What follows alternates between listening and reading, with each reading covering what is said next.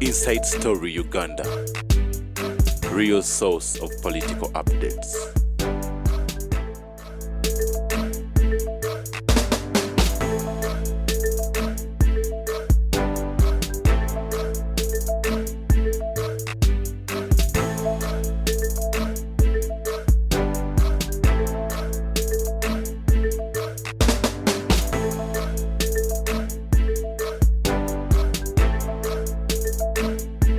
Inside Story Uganda. Mukulu Tamale, tubadde tukyagenda mu maaso ku kya cabinet. Kakati cabinet gwe tukitegera naye cabinet nnungi nnyo ku side ya Museveni. Ku side ya Museveni nnungi. Kati nze nkubuuliza nti President Museveni akimanyi nti agenda yalerekedde okuwummula kati alina okusalawo awummula atya ng'adduka obanga ali mu ggwanga. Okusigala mu ggwanga alina okukola ebintu bisatu. Ekisooka alina okuteekawo embeera ng'amusikira obuyinza abujja kuye n'ebiragiro kyekyayamba Moi okubeera obulungi nti Uhuru Kenyatta yaliwo nga yamuleese ate bwe bawangula Uhuru Kenyatta vice we kiba kye yali amazina y'emyaka 9 kakati tewali ku bonna yali asobola mutulugunya kuba ne kiba kye yakwata ku power n'agitegeera ne bagirwaniramu n'ategeera nti power tezannya olire bwaba mukwano kwatya kakati ekyokubiri president kyalina okukola ye service delivery amaze okutegeera ti Bobi Wine si opposition. Bobi Wine si opposition. Tewali mu Uganda opposition. Bobi Wine kikono kiva mu gavumenti. Nga Sebugwawo twamulabye baba mwefu. Era italina gwatya Museveni talina mu opposition gwatya. Bano abasajja bamugambye nti Sebo kakati obanga otusonyiye titukunyunyize ntukubuulira y'emirundi abantu twagala kusuula gavumenti. Nefe nafe tulina ebituluma nti kati oba otusonyiye omuno yabadde amutadde mu kkomera ennaku 7 n'abalala n'abakoze statements ba security kati ebyuma bimugjeeko aleme kutukwata oba akette aba opposition. Museveni yabagambye aba opposition temuli kantu mbeekettera naye mmwe mirundi baketta mmwe mutiisa aba security bonna oyo yatabatya ekizibu kye sa opposition ekizibu kye bamuduye nkitegeere security zino eza bulijjo yisaani tezibasobola nze mbasobola kuba wange tebaleetayo sente wange tebaleetayo ki nze sagala kudduka nosagala kumala kunjooga noga nti omaze okunjooga gwotuuse mu kizibu bakutwala ojje wange onneegayirire bamunyabuyinza president yangulye ekizimbe nakola kisente zange zonna nga waliwo omuvuka azitwala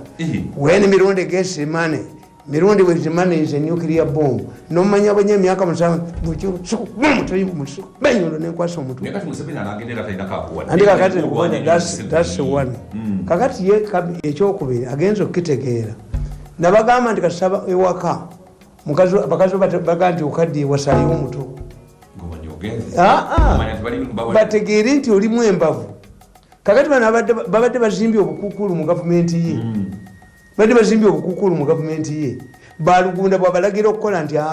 kuba bakulu banne bakadaga bwaga nti mugoba ababaka bano bansereko tibabagoba abaweterayo kyemba kakati abo yabadde ayina okubeeramu siba talina mugongo abagenda okuteeka nabbanja oyo agenda okubafuga nze nkubuulire anti kakati nabbanja si yakufuga Museveni yakufuga directly ngayita mu nabbanja si nabbanja era obuvumu nabbanja jakuba yes era ffe mbyofuzi batugamba ti okuti omusajja nga mirundi n'omuwa obwa minisita talina kyawuliramu okudira nze nga mirundi nga nnyo omwenge nompa kureti ya bbiya njegulira n'enkoko munyinza okuga gizeeyo bwekwata abawala gyo baguliye lubeere bafiire nawo bajja genda batagala nti ani akubawadde bategende ku kyalo mirundi yabaddeko mu kifo kyogenda ebuddo n'ozimbayo essomero kuingisa college kuzimbayo ekizimbe menya akasomero k'oku kyalo kakati tulina kyetuyita politics of overwhelming ti president Museveni bwe yalonda kazibu n'amuwa ogwa vice bwe yali alayira yagamba nti mukama wange nsanyuse n'okusinga olunaku lwe nafumbirwa era nkusaba ukkirize ndayire n'omwami wange that was Kazibu is doing kubanga obwa vice babuwandiye nebba kyobula baba amaje bakazi be bajje ne babateekako ennyota bo tebakitegeera nti omukazi ono yakoze contribution gobadde tobeerawo ekitegeeza ennyota yamuyaki these days batandise n'okuyitayo degrees nti bawafuna diguli mu university gundi n'otandika okukola ebitali bituufu they come and collect it ne bagitwala kakati president mu kiseera kye nga ayagala okuderivalinga ajjemu bakiwagi bonna ati kakati gwe tumwebazi yagenda n'alaajana naye yabadde taliimu ani nkubuulira era gundi ani oyo nankabirwa naye luwuzi yise ku luwuzi myezi mukaaga aliwo lisafu endala kubanga nze myayino mbamanyi nankabirwa yakola embaga nakola ebyo babadde bakuba Kadaga naye nabo yaba neutralizinze kakati ye Kadaga bayali yagala bayali tayagala Museveni wanted a person in parliament gwawe ebiragiro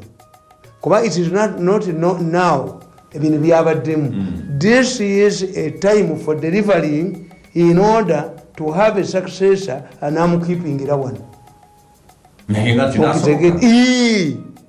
anti nkugambye kakati kankubuulire Nabbanja prime minister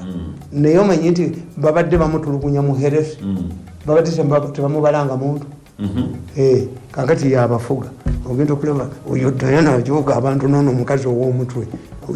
oyo ajoga akyenge Museveni amwogerako najja mu parliament akolye bwerere newabwe talinayo kazimbe wabwe nanganyinayo akazimbe bano balina ebizimbe mu kibuga bwajja nani anti ayina bamuwa bakuwa bano okolya bwerere kakati ekyo kya Nabbanja mutunuulire nti yamugjeewo Tadongo abadde akomplaining nti Namayanja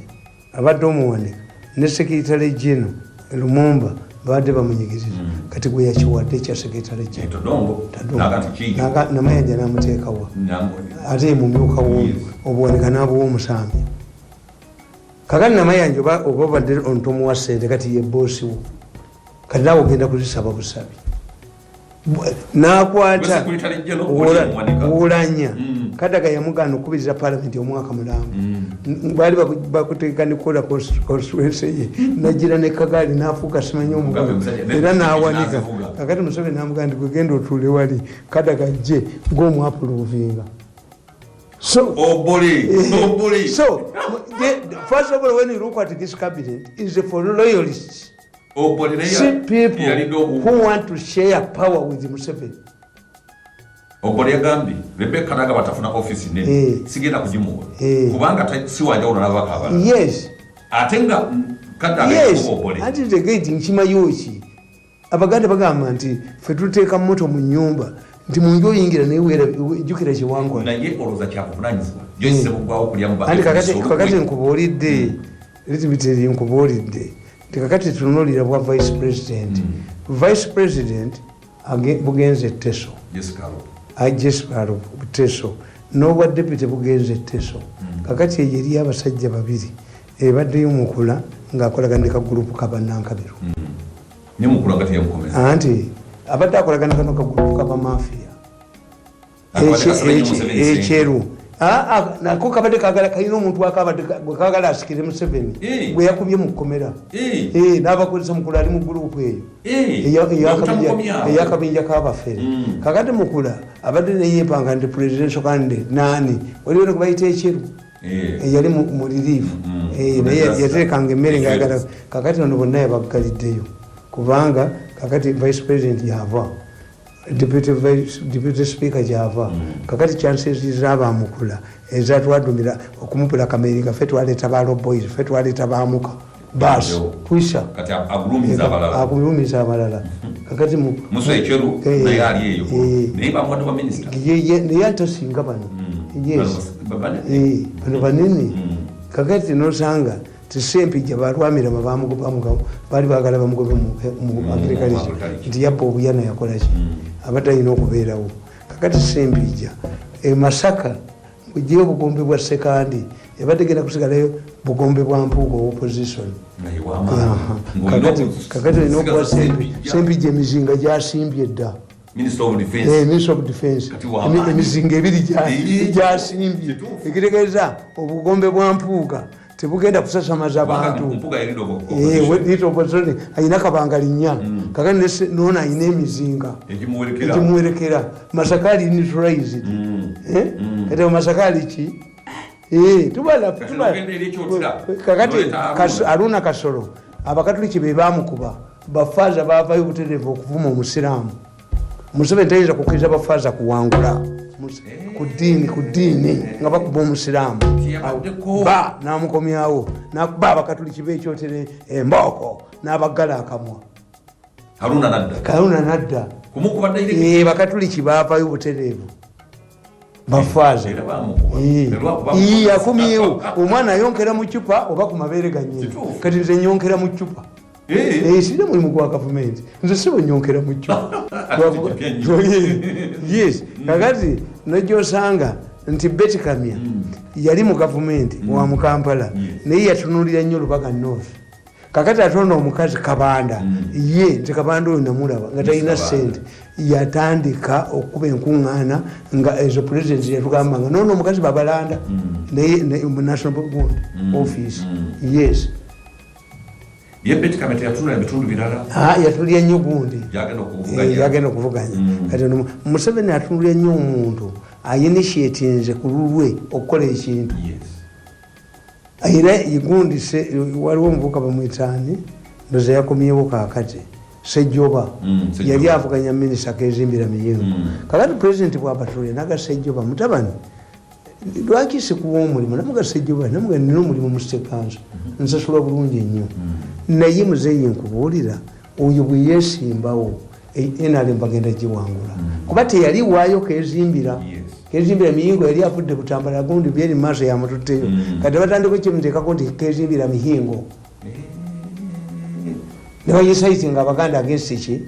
miyingo president yagamba kezimbira miyingo gwe tuula nja kuwa kuba yategeera nti omwana ono tayagala mulimu omwana ono agamba nti ekibiina kyaffe kikola ki kakati Museveni atunuulira nnyo omuntu akoledde ekibiina nga tewali amulagidde ng'ono omukazi Kabanda nti I don't know how she came to gundi kuba yaŋŋamba nti buna esiina ssente I used to address these people okutuusa oyo abavuuka abo bwagundi oyo mutwani wakajiji ne baleeta akapapula kaabwe ne bagamba mpaka tutawa president mbwabagala ne banzize nali nja kubako kamu nkaaso mbunze nsiye mbakolere mu kakiiko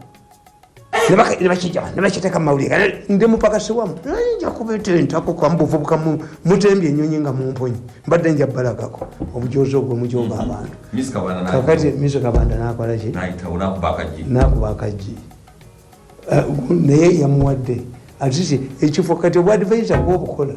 kakati notulyanga mama wange kyambadde ye yayogera ekigambo nti banaye abantu tebatukyaye tuluddewo nnyo mu buyinza kakati ate kakati kasigo ogamba omulwadde tubana omulwadde akaddiye ye tumala lyabwerere omulwadde tumuzeeyeeka ate gwakoleka mu bajjanjabi kubanga gwaweddemu ki gwaweddemu essuubi gwogamba omulwadde bamuze luddawa omulwadde ayagala kulya yagamba nti gundi yali bubi nnyo naye nojanoga abange ate gundi kale abadde obulungi okusinga ate yafudde nonafa kakati Amelia kyambadde much as he is close to the president statement yakozesa yali nkyamu. That's why times we sit down ekintu oyina ekintu kyobaddemu ekyamaanyi kuba Amelia yatunulya enkola gyakoledde abantu abo azimba emizikiti nedda guli gwalimu gundu era Amelia kyambadde singa yakeera ku makya nakwata kaadi ya Nuupu singa ali mu parliament guli gwali Muggundu era opportunist banamboze bagondi ono kojanse gona Bakaluba yakyusa bukyusa saati nayambala yanupu nafuna obwa meya guli gwali Muggundu yes gwali Muggundu ekitegeeza kakati nolaba ono gundi Miyingo ekutoogeddeko minisita wa education yabagamba tibannange muŋŋamba nti soogerera Museveni naye ye mukama wange nabino byennyini byembaleetera wano mukama wange yabimpa kakati baye temwagala muwa banaye nange temumpa bo baali baagala nti muwe naye Museveni temumuwa. That's why they intimidate you. Akaluluko kabaddewo wano gwe nakakookonolidde muka Museveni bagezi nnyo abo abaana bagezi nnyo okwonoonyi kakati gwe mirundi nkubuulire nze bagambanga kitange ne famire yaffe bonyebonye nnyo Museveni yali kiwadde bagamba kitange nti gwe tukubuulira ali wano ente za Museveni ziri kalabu gye bamusaala oyo mutani wotamanyi biriwa badduse dda omusanga nga akankana bwati era nze natte kitange yes kuba kitange twagera mu kalulu ne mufulu omuwanika nalaba amakutiya ga ssente zinalina ssente bidandi yampa ssente naye nga nange simanyi nti ate bidandi naye agoba ki ayagala kuba pulezidenti ne bagenda bankakatula emboko gwe temulabi nattoca abasajja bajja ewaffe ne bagamba kitange nti mutamani wooyo ti ayina 10 ekisooka tasaba kalulu kubanze nabagambanga nti omubaka wa palamenti akola kino nakino nakino baba muwogeza abayi kati kubeesimbyewo mulondeko neze mbagulire omubaka wa palamenti byakola oba mukole amasomero ga secondary school mubawe topic kuba bagenda kwogera luzungu mulaba abagendayo kakati nga baga nze sibimanyi ebyo baseba ne bajjabo bataata nalabanga ono gundi setenda sebalu ne mukazi ono ofukamira naye osaba akalulu naye gundi ono ani ono yali minisita Nyanzi nojayo mukazi ono abaana bo nesezala nze mutani wa mirundi nti bandetera omusajja owebigenge mbu mukwate mungalo nenzinga emikono nibandetera omusajja ali kundekwanya yekka bwati ebinyu byonna byaggwayo obugolo nibagamba mumuginyweko nti sijja ginywako muginyweko kuki kugenda mu ggulu you cannot humiliate me over vote yes kakati nkugamba nti kitange nankonvinsinga bwe tutuuka ku mukolo twasanga kuba balina amagezi lade zabeeranga mu trading center kakati nga bwe banywa omwenge bw'oba togenzeeyo bali ab'omwenge tojja kubasasula so balemerangawo ne zituuka essaawa 3 ez'ekiro bali mu birabo nti kandidate alina okuyita waakola eki kakati olwava mu mmotoka bwenti omusajja alabika yali w'amagye era abo bagundi bwe baali bakayanja abo n'oyo omujuzi gwe nali nvuganya naye ono yafudde yali waabwe yali komando najja nkwata nanyika bwati embuutu zivuga nanyika bwati kakati genda okulya nga banfumita ebikwaso kandidate abadde ki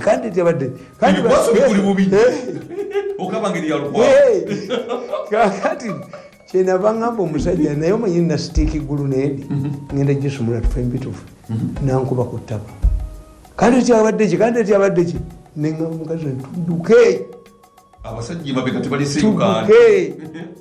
namala ennaku oba mwezi mulamba nga sobola kutuula mu ntebe kati politikisi wammwe oyo alimu malisi efaanana bweti erimu bannankabirwa abakuba kadaaga omutima gwange tegumusobola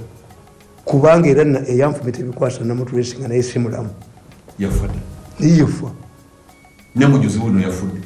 byali byadde ebyo naye nkubuulira nti nze politikisi wammwe oyo owa malisi tinankabirwa asobola okutuula ne kadaga nti kadaga asobola okugenda mu maaso g'olanya gwamaze omwaka mulamba nga tamuwakkubiriza myaikanoti ekyo katonda teyakimpa era mu byobufuzi sikolaki siriimu nze ndi mu byange njagala risaaki yange kweddya ku lediyo nga zino nenyonyola abantu nenkolaki kakati nkugana egamba ti pulezidenti eyo yegundi ekolera ddala kakati gwe mu Buganda mukubiddwa emirundi eki 1 tewaliwo ekyawandikibwa nti vice president ajja kubaki muganda ekyokubiri baloni bwaba akwagala nnyo naye nga abaana balenzi bonna wabazaala ku basajja bebweru oleetamu omusika kakati mwe baganda mwayinvesinga muki mwayinvesinga mu people power era omukazi eyayiseemu ono omukyala yatutte ekyabundi ekya kibuule muto asobola okulindako. Ekyokubiri Museveni talina sireti gyatya mukono bannambooze babe kiki Nuupu ye yagambye abasajja bano nti nze ntya mirundi benjagala nkettere ye mwabumu naye eri opposition yo yange eyo mugive ebyuma mirundi sinina mugamba oketta opposition eyo gyekettera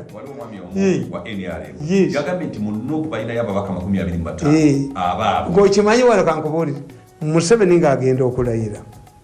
bakwata ba NRM abavuka ne babasiba abanupu bali balidde seeti kakati bano babawulira aba NRM ti Nuupu babawadde seeti nabo ne bagamba beekala abo bayola emboko panesumbuwa sisemu y'abano bw'oba togimanyi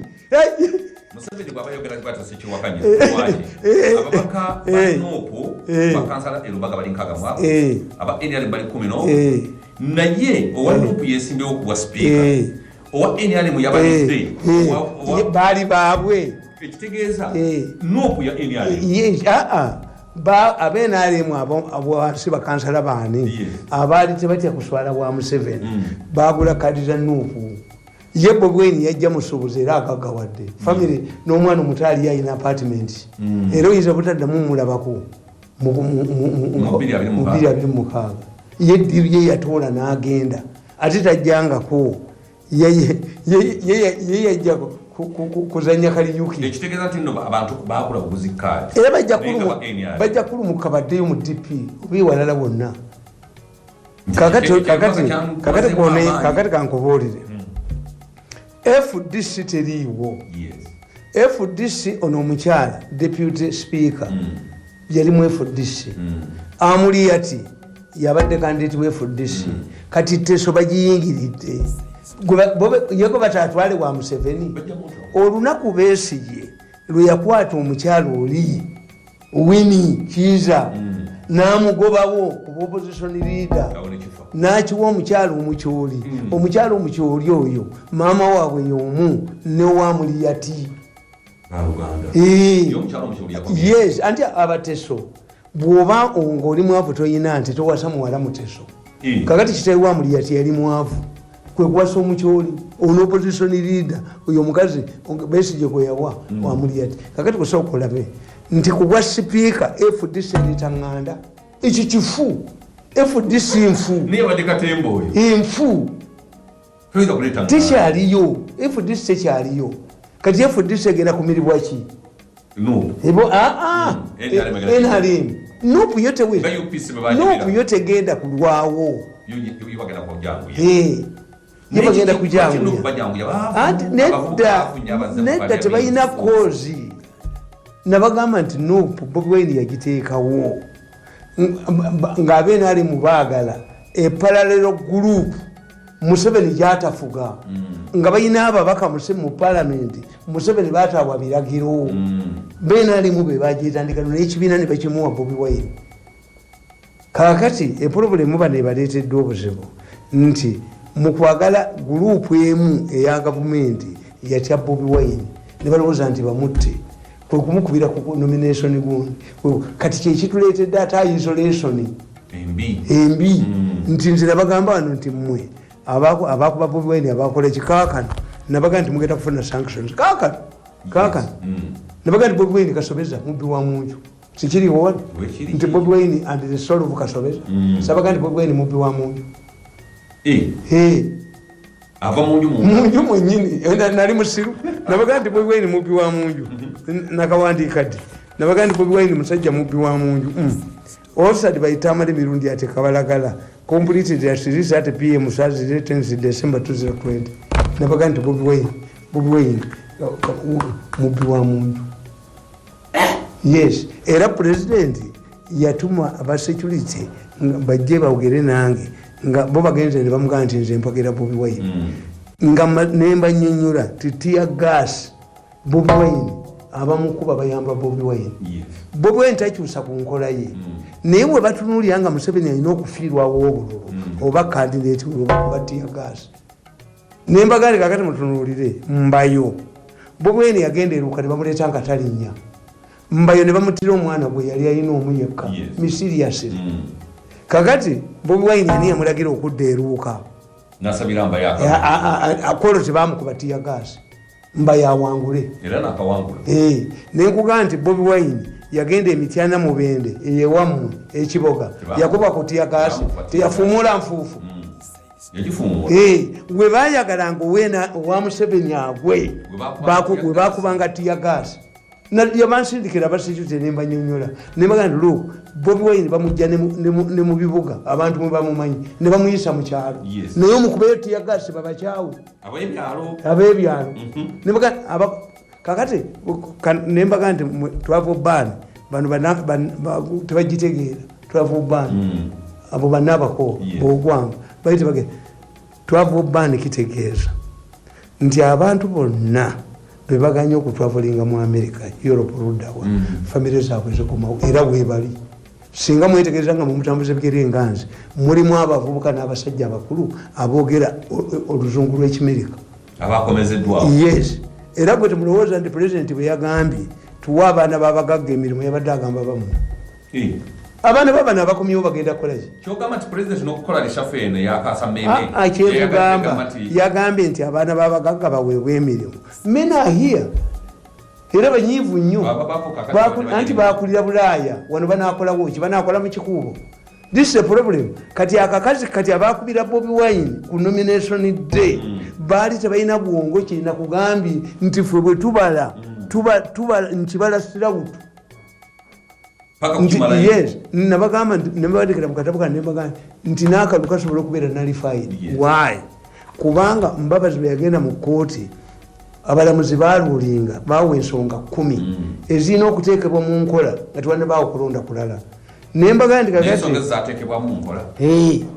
baziteekamu nembaga nti akalulu kafuuse process. Lwaki Museveni baamuwa ensonga 10? Ensonga 10 ye 10 points program gemateeke 10 kibali bamujjukiza. Kati akalulu kaakoma okuba invent okulijja essalinga okuteeka okulonda n'okubala obululu. It is a process nti mwamugaana okukola ki era bw'omutegeerera nti omusango singa Bobi Wine went ahead okulonda kwali badde nullified. Lwaki yajjayo omusango Bobi Wine bwe bagamba gundi bwe bagamba Bobi Wine bwe bagenda okulonda sipiika baalangira ntuwagira Kadaga baga ntulinde ekivuddemu enaaleero Nupu tuyasimba nkugambye Nupu yagamba tetusobola kudikira yalinga kati tulinda kinaava mu ki mukulonda kw'ebyalo kati yo Nupu yaleeta anti kyenkubuulira nti bw'oba okolagana nabo tegeera waliyo omanye emmotoka gye bagiramu okuvuga emmotoka pedo zibeera eno ewono instructor tumutomeza kati instructor gundi kagana mumulaba Nuupu eri mu mmotoka gye bagiramu okuvuga emmotoka evuga kosta ina pedozi alina pedozi ali walala yasiba yakola ki yateekamu amataala kyobala nti bino ebyamwe tebabinkwatiramu. Tewali kintu wano ku myaka 35 kisobole kukolebwa mu Uganda nga Museveni takiriimu. Katonda ye yamuwa ekintu kimu nti asooka n'alaba abasiru bwe babukutana. Era kakati nira okusanga nga bano minisita abamu abagudde bataleeze nga baali bakolagana n'abanuupu kwayatire ti nze bannayite munkuba mundeke mpitewo nga tebamanyi nti ate nga beboogera nabo bawa kakati tekubuulira negamba nti abakatuliki baaluguddemu ekyo bwa vice president waliwo ekyawa era in fact waliwo abakatuliki babiri abadde bawoominga nga bamanyi nti bakitwala yakibammi anti nkugambye yakibammi tikirina bwe kyawandiikibwa. Ekyokubiri Mengo yagudde kati okwogera ne Mengo oyogera ne Bobi Wine yes ate Mmengo ina amaanyi bano abaana ba Mmengo ye gundi yakola ensobi Katikkiro yagende wa Museveni najjayo kirozirwisa ekikadde ng'ekitegeeza ebya Buganda biweddeyo bwajja bwagenda ku Bobi Wine bwaddayo bwaddayo mu byobufuzi temuli mbuzi endaawo bwe bayita ennume tegenda n'enduusi tegenda kakati mu byobufuzi yalidiikire yalinze Saidi Jagwa kakati today if you want to release abaana ba Nuupu do you go to Mmengo ogenda wani wa Bobi Wine bw'oteesa ne Museveni ateesa na Bobi Wine ensonga kati eziriwo zonna power has shifted from Mmengo to Magere ewa Bobi Wine Museveni mu mbeera yonna ayina kuteesa na Bobi Wine Mmengo taliimu. This is why omukazi ono Sebugwa wabagamba look here Red Paper yasooka neekuba nti Museveni yawadde Makubuya obwa minisita nga temwakivumirira. Ekyokubiri omukazi Nabbosa n'abagamba omwana ono wa Nuupu eyampangula ng'omanyi bwafaanana lwaki ab'Emmengo tebayogera naye ndi w'ekitiibwa muleke oba onampadde ate nze nkubulira nakugambye dabagambye nti nze muwala wange nga yafunye olubuto ndya naye emmere kuba Abaganda bagamba nti omwana bwafuna olubuto tolya naye akati nti buko naye olunaku olumu olumanya okujja nga bagenda nti bwotegeerera Bannabbosa Museveni tasobola gwa ku muntu nga tayogerangako naye era bagamba teri musajja akayina lubuto lwa mukazi nga tamulabangako kakati mukitegeere ti Bannabbosa baba tebavuddeeyo kati baba baaliyo dda bw'olaba kyeyibulo kya musota nodduka mu nnyumba era omwana n'agamba nti Nabbosa abadde asiiba mu State House ng'agenda newalugu newa deputy yani vice chairman Kibongo ng'agenda newa Kibongo okuba lwe bamuwangula yabadde asiiba mu State House newa Kibongo era ffe tubikola mu takisi etaliimu bantu muteekamu abatagenda babuloga ne batuula ne bawudiisa abantu bagenda bafuluma mpolampola kakati gwe notegeera nti wenajjidde temwabadde muntu n'omu teri muntu Museveni gwagenda kulandingako nga tayogeranga naye era nga tebakkaanyanga naye ekyo tekiriiyo okujja kati nga bano ababe ono prime minister Nabbanja tannaba nakukakasa akugumuka n'ekiro naga naye ddala kituufu that one will work is overwhelmed ababe bo kibakwako bugu yes naye bana opposition bwagaana bwalabe bwagamba n'agaana kakati abo bakadaga balina forces tibakazinda simanya abataka b'okukyalo baani kati nze ndi solo proprietor ewaffe am the most knowledgeable person as far as politics is concerned ndi fayino ndi mu Uganda si omukazi ayagala alowooza nti tujja kujoogebwa nsigaliyo mu gavumenti nga batujooga nga famire anobe omwana ategedde titujja kujoogebwa yagenda afuneyo omulimu naye nze sijja kujoogebwa Nakiwala lwaki president yamusudde mu kiseera ekizibu anti kakati Nakiwala bamuwa abavubuka talina kyeyakola nenga yamulayiza ate n'agenda n'avuma n'okuvuma ate Kanyeke eyayingira Lukwago n'amugamba nti mwanyina tewandigenze singa osigadde tawandikiddwako nekintu nekimu activity n'emu gyakoze kiri ekisanga nga kirala eri system yasanga ki naye si enkola ya president bw'ogenderayo ki why do you go there nabagamba nti nze siyinza kwokya lubaale wange nga pasita amwokya tampadde mulimu ngende endyeki osigaza lubaale anti kwembadde ndya kati pasita mumutwalire omwokya ampadde okwera mu kkanisa nanti Kanyike bamusudde yes ng'olina contract ki which contract do you have yolwamugamba n'abugumba kubanga abantu nze balimba omanyi Museveni ajja kutta he called me and I told him muzeeyi nze sisonyiwa yenze tamali sisonyiwa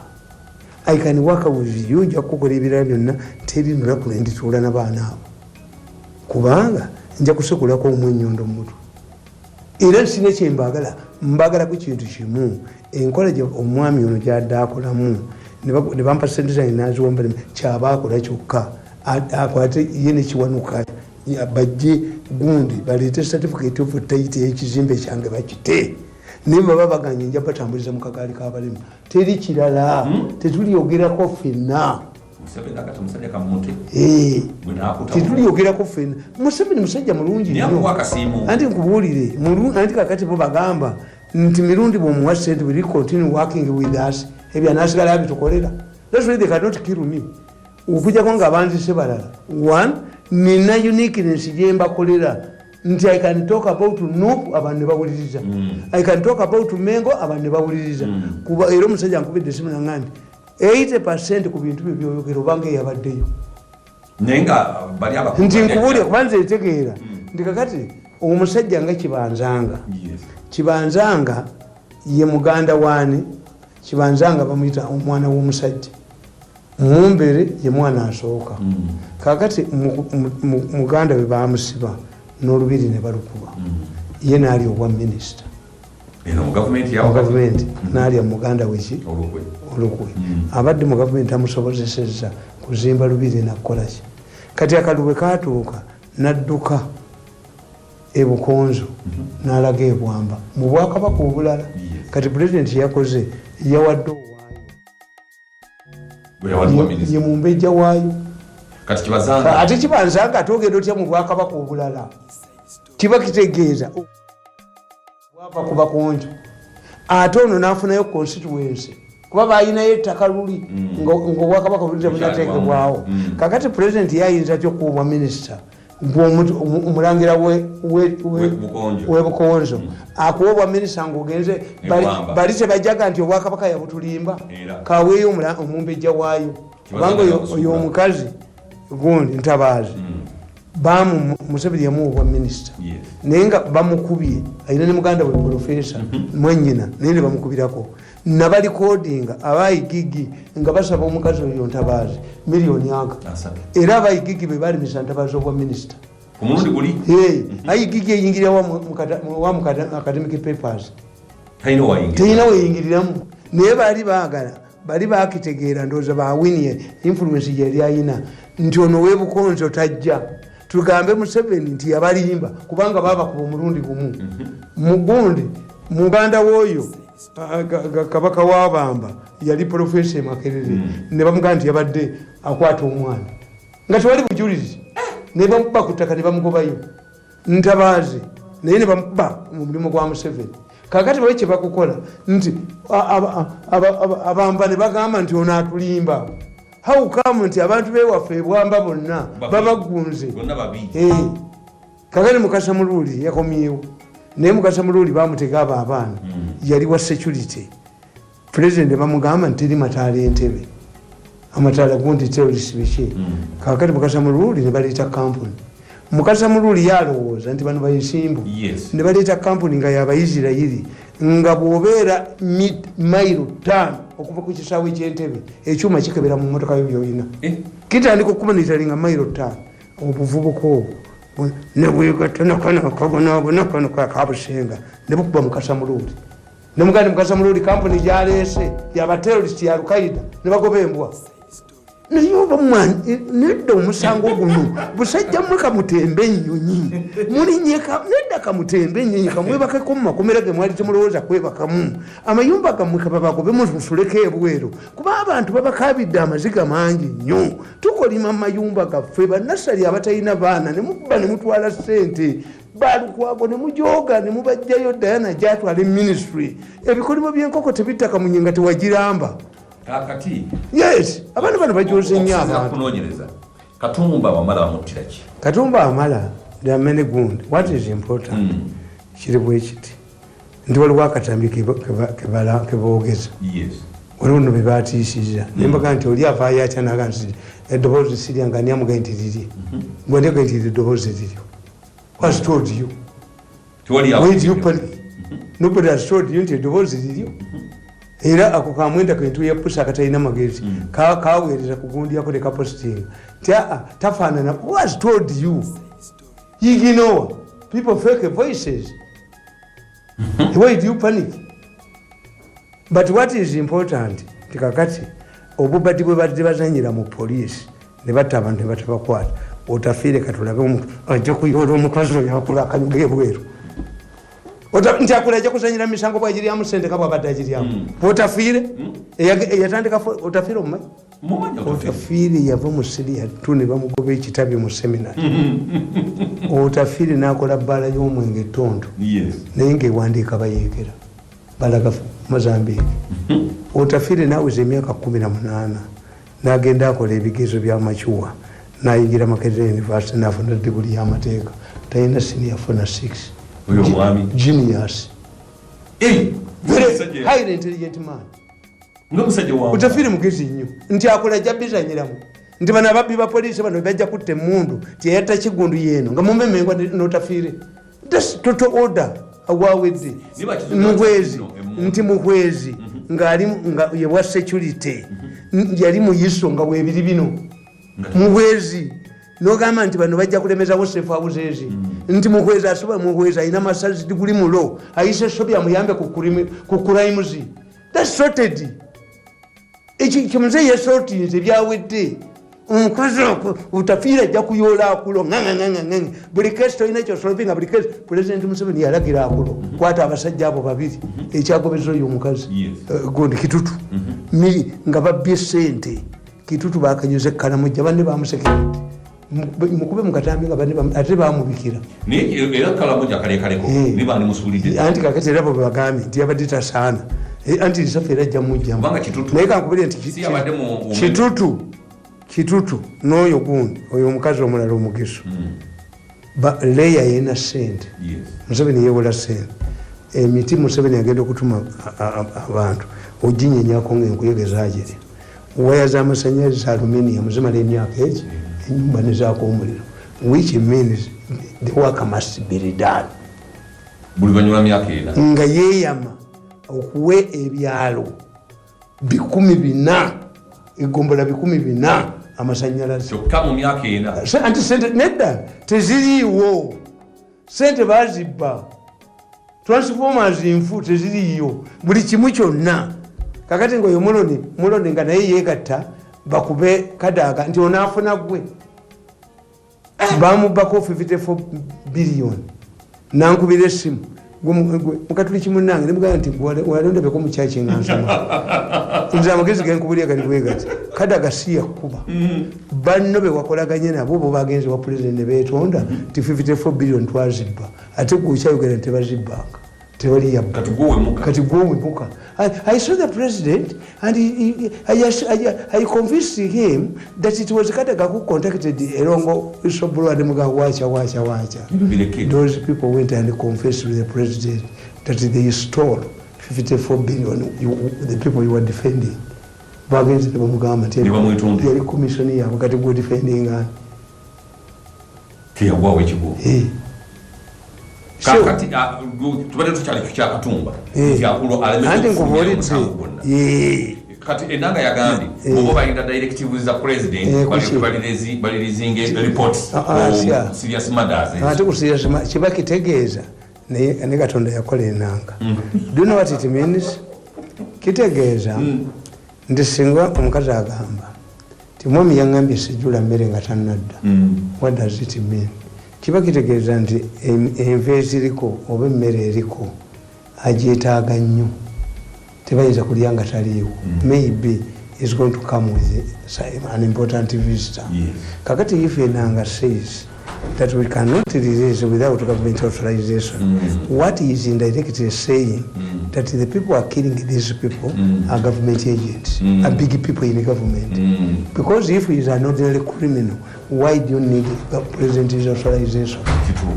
Enanga kyategeeza nti abatta abantu bano banene tuyinza okusasamaza ki enanga yakula naye lwaki tebabampa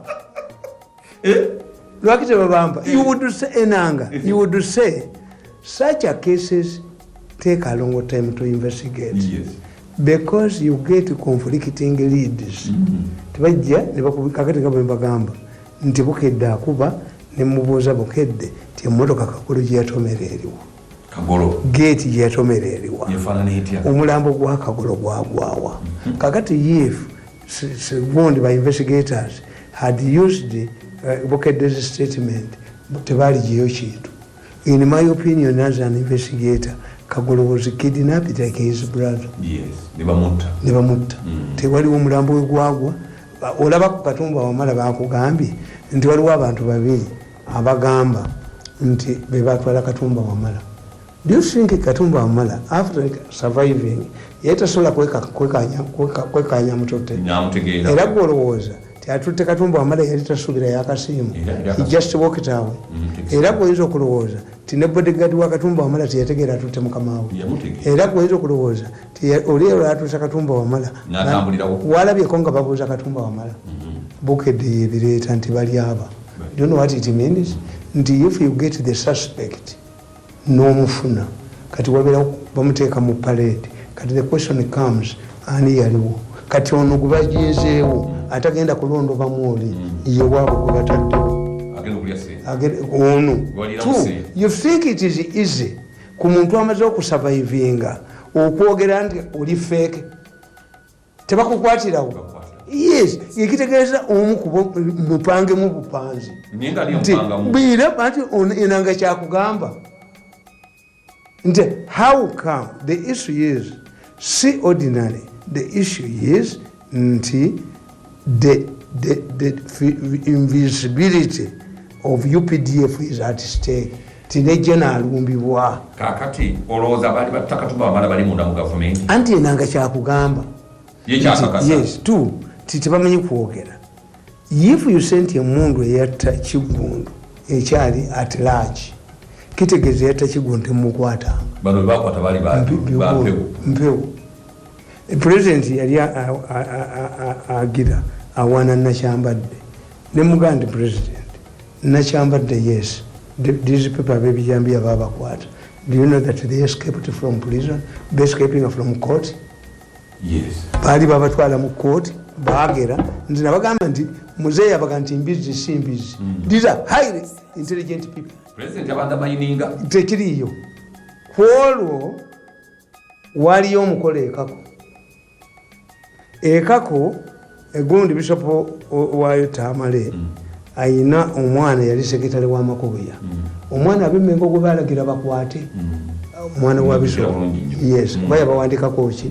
oyo mwana wa Bishop Tamale katodo okuba yali personal assistant wa Makubuya waliyo omukolo Makubuya n'agendayo kwolulunaku Kabaka yali mu lubirirwa lw'enkoni kati nga security mu Masaka eri thin. This is when